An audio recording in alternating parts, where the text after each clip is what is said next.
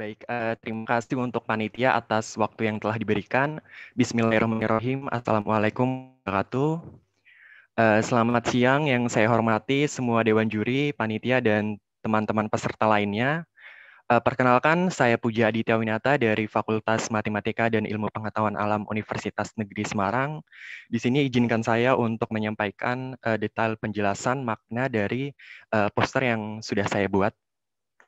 Kita tahu bersama bahwa saat ini negeri kita sedang dalam keadaan yang tidak baik-baik saja karena seluruh wilayah negeri sepenuhnya meradang karena pandemi. Nah, begitupun tatanan keseharian masyarakat yang menjadi rancu, yang kemudian diakali dengan segala aktivitas yang minim mobilitas. Sesuatu yang kini kita sebut sebagai kebiasaan baru. Nah, sekarang inilah kondisi negeri sedang rapuh, rentan terjadi perilaku-perilaku yang kontradiksi dengan nilai-nilai Pancasila. Nah, berangkat dari situ, saya hadir dengan judul Pandemi Bukan Belenggu Pancasila. Dalam tulisan ini makna bahwa pandemi tidak seharusnya dijadikan sebagai alasan meredupnya implementasi kita dalam nilai-nilai Pancasila dalam kehidupan keseharian kita di pandemi ini. Sesuai dengan tema kita, implementasi nilai-nilai Pancasila dalam era adaptasi kebiasaan baru, memang semua aspek masyarakat dibatasi karena pandemi, tapi bukan berarti implementasi nilai Pancasila juga turut dibatasi. Semua nilai tentu masih bisa dan harus kita implementasikan bersama, karena kita semua tahu bahwa nilai-nilai tersebut bersifat mengikuti perkembangan kondisi dan keadaan zaman. Nah, dalam poster juga terlihat ada gambaran visualisasi orang lengkap dengan APD, alat pelindung diri, sedang memeluk Pancasila. Hal ini punya makna bahwa sikap kita di tengah wabah bukanlah apatis terhadap Pancasila, melainkan harus bangkit dengan langkah yang adaptif untuk tetap mewujudkan nilai-nilai tersebut meski kondisi kita sedang diambang kritis. Nah, dalam poster juga ada gambaran visualisasi virus corona di belakang dan tulisan-tulisan penistaan, rasisme, perpecahan, dan lain sebagainya. Hal itu merupakan refleksi kondisi-kondisi yang mungkin saja terjadi di tengah-tengah wabah seperti ini. Nah, untuk pesan dan nilai guna poster yang saya buat, besar harapannya poster ini dapat kembali menyadarkan masyarakat bahwa meskipun perhatian kita semua terpusat pada pandemi, bukan berarti nilai-nilai Pancasila dalam keseharian kita tidak kita indahkan. Pula membangkitkan rasa cinta terhadap sesama masyarakat, golongan, umat, dan lain sebagainya, sehingga dapat membuat masyarakat dapat menjaga satu sama lain dalam kondisi di tengah wabah seperti ini, agar nantinya perilaku-perilaku yang bertentangan dengan nilai Pancasila tidak terjadi dan tidak memperparah keadaan wabah saat ini.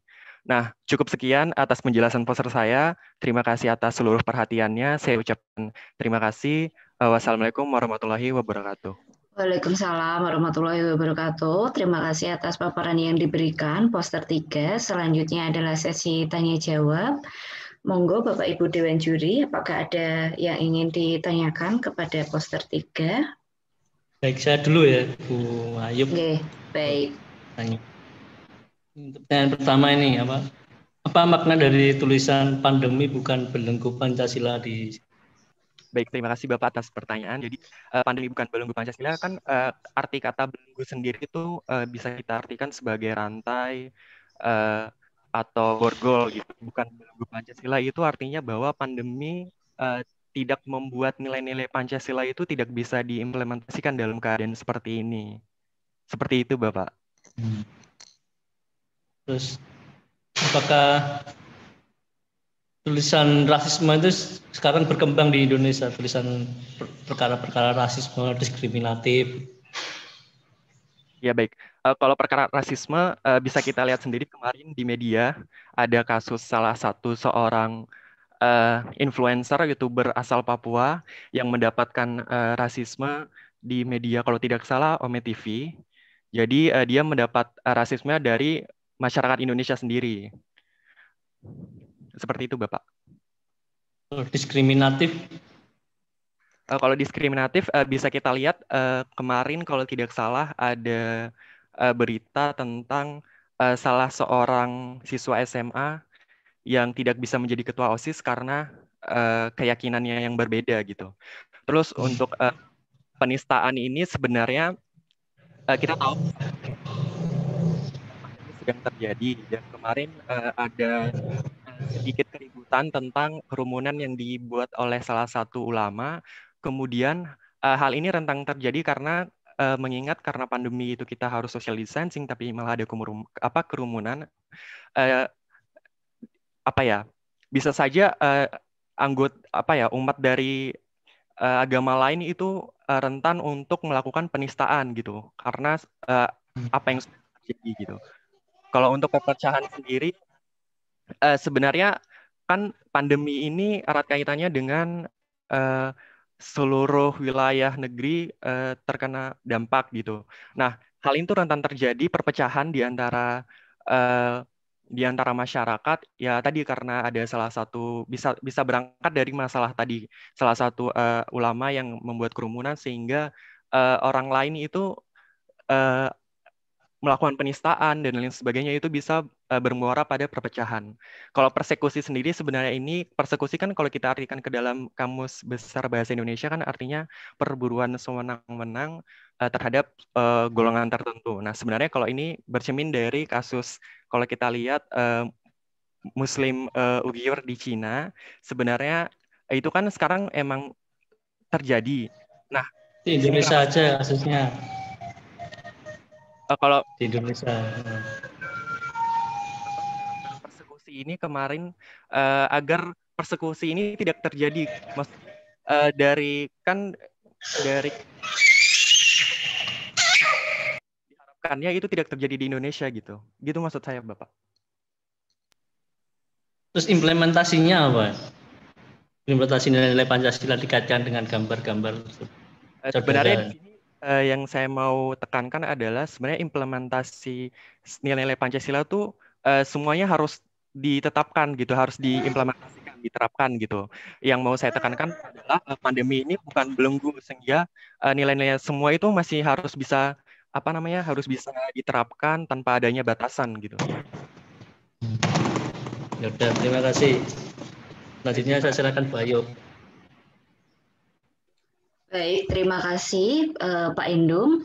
Dari Bu Andari, apakah ada pertanyaan? Atau dari Pak Burhan? Monggo.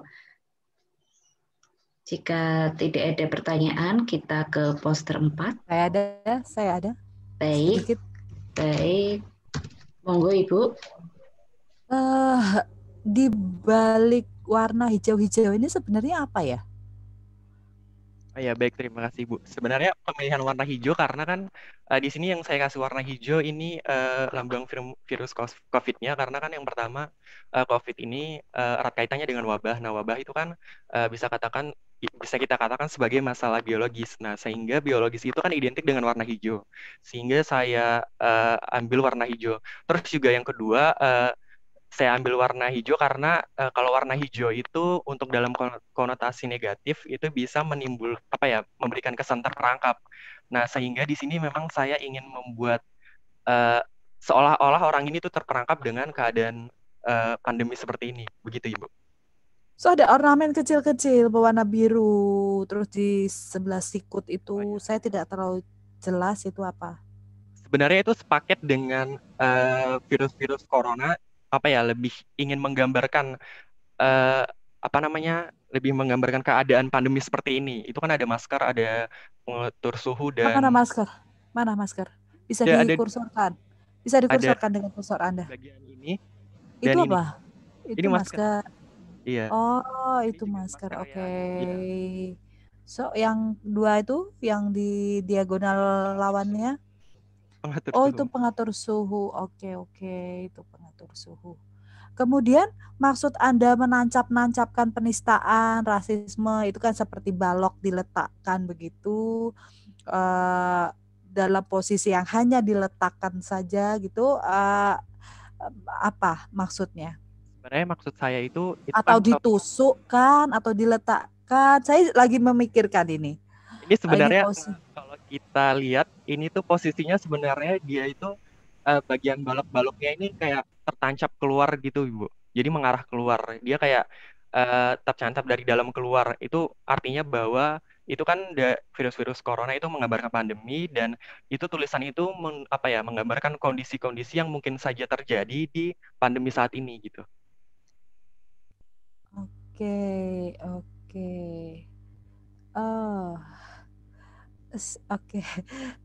Tentang tadi rasisme, sedikit penistaan, perpecahan, persekusi, diskriminatif. Ada beberapa yang bisa saya hubungkan dengan pandemi. Tetapi yang lainnya saya belum menemukan pola hubungan yang khusus antara sesuatu yang harus kita hadapi untuk mengawal penistaan, radikalisme, perpecahan, dan persekusi ini yang berkorelasi langsung dengan adanya ancaman corona atau COVID-19 ini. Tadi kan apa tadi ada yang di Papua tadi ya, rasisme. Terus hubungannya apa sama pandemi? Toh tidak ada pandemi juga mungkin ada rasisme. Apa karakternya, apa yang harus perlakuan khusus ada tidak? Anda bisa menunjukkan tidak di dalam poster Anda ini? Karena pandemi maka kita harus apa untuk menentang rasisme, lebih kuat apa. Jadi ada korelasinya. Memang itu yang harus kita hadapi, ada pandemi atau tidak, itu adalah musuh Indonesia. So, karakter khususnya lagi ada tidak ini? Baik, itu sebenarnya emang rasisme dan diskriminasi dan lain sebagainya itu memang sudah rentan terjadi di Indonesia. Hanya saja di sini karena situasi kita kan sama-sama menghadapi pandemi. Nah, sehingga harapannya itu biarpun hal-hal itu memang terjadi, tetapi hal itu diharapkannya tidak terjadi di era pandemi ini, karena tentunya itu akan memperparah situasi, karena kan pandemi ini upaya bersama untuk melawan virus sehingga Indonesia itu bisa bebas dari COVID gitu. Nah, sehingga di sini biar hal itu tidak diperparah dengan masalah-masalah lainnya gitu. Seperti itu, Ibu. Oke, saya cukup dari saya. Terima kasih. Baik, terima kasih paparan yang disampaikan poster 3 dan juga Bapak Ibu Dewan Juri. Poster 3 sudah selesai.